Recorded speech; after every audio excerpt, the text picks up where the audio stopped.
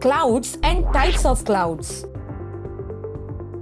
In the air at a greater height, the condensation of the vapor occurs around the fine particles of dust and become larger in size. Their accumulation together is called a cloud. Because of vertical flow of the wind, they float in the atmosphere. Like a kite which floats in the air, it moves higher and higher. The clouds too float in the atmosphere because of vertical flow. Water droplets present in the clouds are very fine. The maximum diameter of a raindrop is 5 mm, whereas this is a dust particle present in the air. And this is the condensed water particle of the cloud. These particles are very fine and almost weightless, and so clouds float in the air. Clouds are found at different altitudes in the atmosphere above sea level. We can divide these clouds into three main types on the basis of their altitude. If the clouds are at an altitude of less than 2000 meters, then they are considered as low clouds. These consist of mainly three types. Number 1, stratocumulus. They have layers. Their color is white to earthy.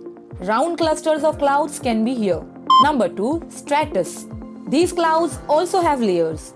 They are ash colored and their base is uniform. Number 3, nimbostratus. It has thick layers. They are grey ash in color and cause continuous rainfall and even snowfall. Now, let's go a little higher. If the clouds are at an altitude of around 2000 to 7000 meters, then they are considered to be medium clouds. These include two types. Number 1, altocumulus. They are in the form of layers and have a wave-like structure. They are mostly white in color and have a grey shade. Number 2, altostratus.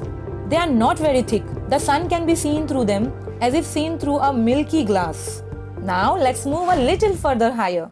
If the clouds are at an altitude of 7000 to 14000 meters, then they are considered as very high clouds. These clouds are containing large amount of snow crystals. They can be classified as three types. Number 1, cirrus. They are mainly wispy. Number 2, cirrocumulus. They look like groups of small waves. Number 3, cirrostratus. They are like a bed sheet with wrinkles. They generally have a halo around them. Apart from all these types, there are two more types of clouds. Number 1, cumulus clouds. These clouds are formed extensively from 500 meter to 6000 meter altitude. The vertical flow of air adds to the formation of these clouds. These are huge and dome-shaped. They are grey in color. Cumulus clouds are an indicator of pleasant weather. The vertical expanse of these clouds increase so much that they turn into cumulonimbus clouds. Number 2, cumulonimbus clouds. These are the indicators of thunderstorm. These look like huge mountains. These are dense and dark in color. There is thunder accompanied by lightning. They bring rain with storm and may sometimes bring hailstones. But such a type of rain doesn't last long.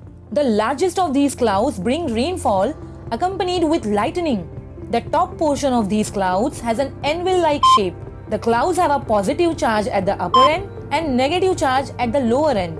The land below them always positive charge. Due to difference in the charges, electric charges are formed and lightning occurs, lighting up the sky for a moment. The air around the lightning rises up because of the heat, and this leads to a large thundering sound. As compared to other clouds, the raindrops of these clouds are larger because they move up and down a lot of times and accumulate more and more water. Drops become larger and larger and are unable to float in the clouds because of their weight. They fall in the form of rain. Sometimes the air in the cloud is very cold. As a result, these drops freeze and fall in the form of hail. We call them hailstones.